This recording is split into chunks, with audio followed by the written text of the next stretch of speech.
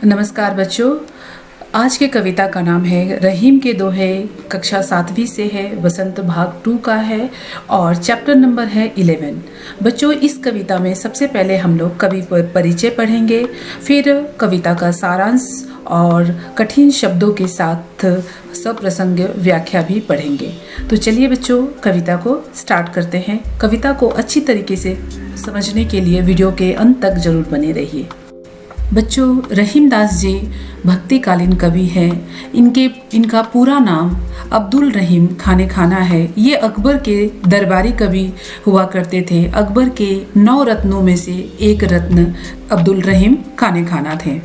बच्चों, इनका जन्म 1556 ईस्वी में हुआ था और इनका मृत्यु 1627 ईस्वी में।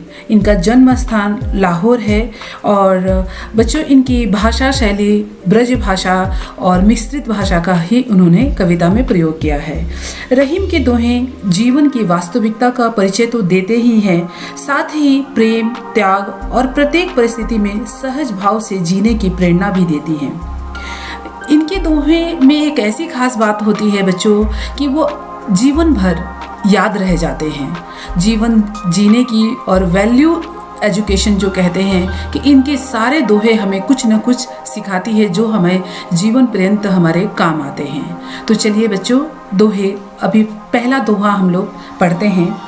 कही रहीम संपत्ति सगे बनत बहुत बहुरीत, विपत कसौटी जे कसे तेई साचे मीत। यहाँ पर कवि कहते हैं बच्चों, दोहे में कही शब्द का प्रयोग किया गया है। कही मतलब कहे और संपत्ति मतलब होता है धन दौलत, सगे मतलब अपने और बनत मतलब बनते हैं और रीत मतलब होता है बच्चों तरीके। तो यहाँ पर कवि क्या कहते हैं, रहीम जी क्या कहते हैं कि जब धन दौलत आपके साथ होता है, मतलब आपका समय जब अच्छा रहता है, तो मित्र भी बहुत सारे घने लोग आपके मित्र बनते हैं और आपके जान पहचान बनती है और लोग आपसे जानबूझ के मित्रता करना चाहते हैं, आपके हितैषी बनते हैं। लेकिन सच्चा मित्र वही होता है जो विपत्ति के समय आपका काम आए, जो विपत्ति के समय आपके उस कसौटी पर खरा उतरता है, अर्थात दुख और दरिद्रता में भी हमारा साथ दे, वही हमारा सगा मित्र होता है। जैसे आपने कृष्ण और सुदामा की कहानी सुनी होगी। कृष्ण कहाँ कितने धनवान थे और सुदामा कैसे थे, वो बच्चों बहुत ही गरीब थे, लेकिन फिर भी कृष्ण ने सुदामा की मित्रता को निभाई। तो उसी प्रकार से हमारे जीवन में मित्रों का चयन जो होता है बहुत ही इम्पोर्टेंट होता है। जो हमारे विपत्ति के समय काम आवे वही हमारा सच्चा मित्र होता है।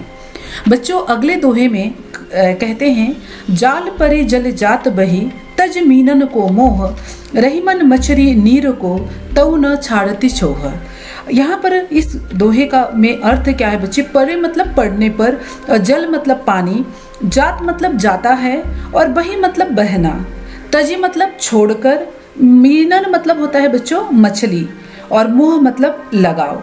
तो यहाँ पर कवि क्या कहते हैं, रहीम जी क्या कहते हैं कि जाल में मछली के फंसते ही पानी उसका मोह छोड़कर बह जाता है, लेकिन फिर भी पानी के प्रति अपने प्रेम को मछली त्याग नहीं पाती और यही प्रेम उसका प्राण ले लेती है।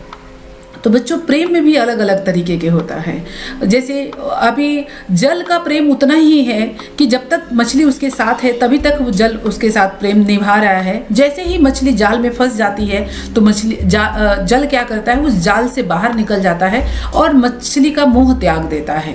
तो यहाँ पर लेकिन जो मछली है वो उनका मोह किसी भी प्रकार से त्याग नहीं पाती है, पानी का मोह को छोड़ नहीं पाती है और पानी से बिछड़ने के बाद उसका पानी से निकलते ही वो अपने प्राण को त्याग देती है।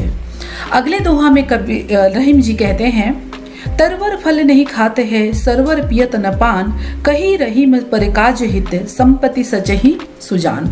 तो बच्चों, इस दोहे में तरवर अर्थात होता है वृक्ष और वही मतलब ना ही मतलब होता है नहीं, खात मतलब खाते, सरवर मतलब होता है नदी सरोवर, पियत मतलब पीते, पान मतलब होता है पानी, परिकाज मतलब दूसरों के हित के लिए।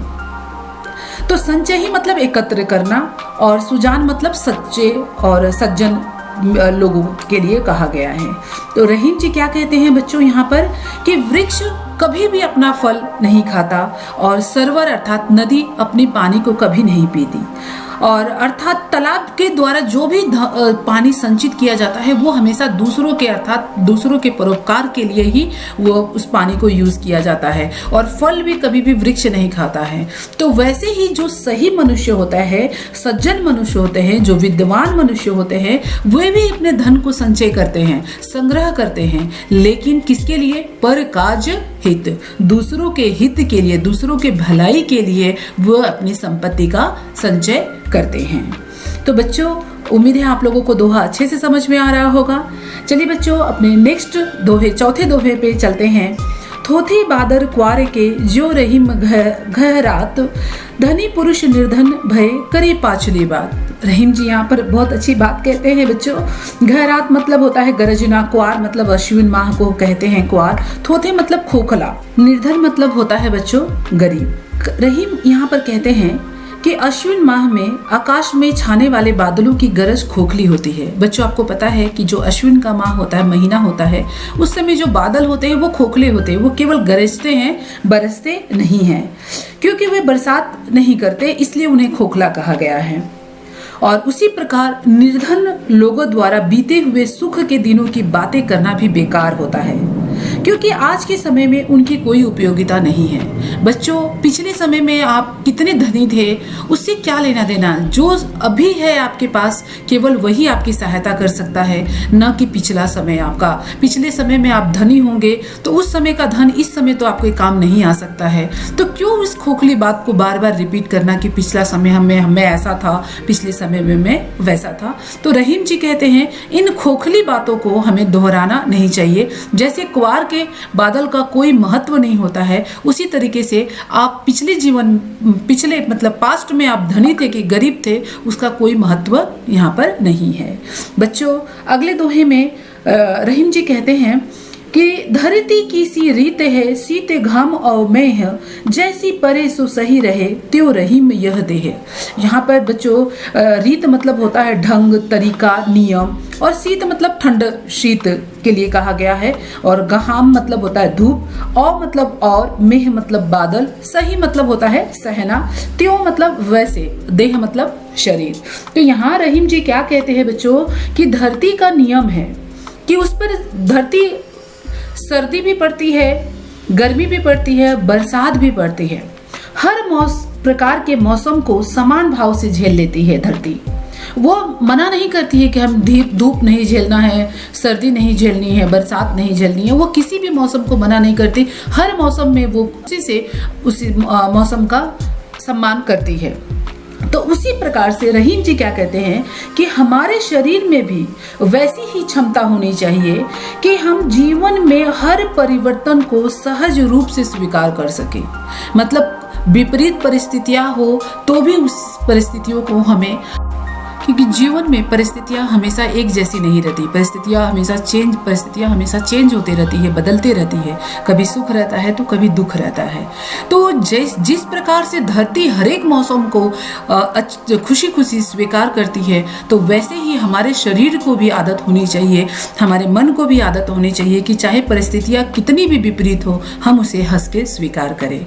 उम्मीद है बच्चों दोहा, ये रहीम का दोहा बहुत ही अच्छे से आप लोगों को समझ आया होगा। अगर समझ आया होगा तो नीचे कमेंट जरूर कीजिएगा, और अगर आपका कोई डाउट भी रह जाता है तो भी अपने डाउट को भी अपने कमेंट में लिख सकते हैं। और नीचे डिस्क्रिप्शन में टेलीग्राम चैनल का लिंक दिया हुआ है, जहां पर फ्री में आप ज्वाइन करके आप व्याकरण से रिलेटेड या फिर अपने पाठ्य पुस्तिका से रिलेटेड कोई भी डाउट होता है तो आप वहां पे पोस्ट कर सकते हैं। मैं 24 आवर्स के अंदर ही उस क्वेरीज का सॉल्व करने की पूरी कोशिश करती हूँ।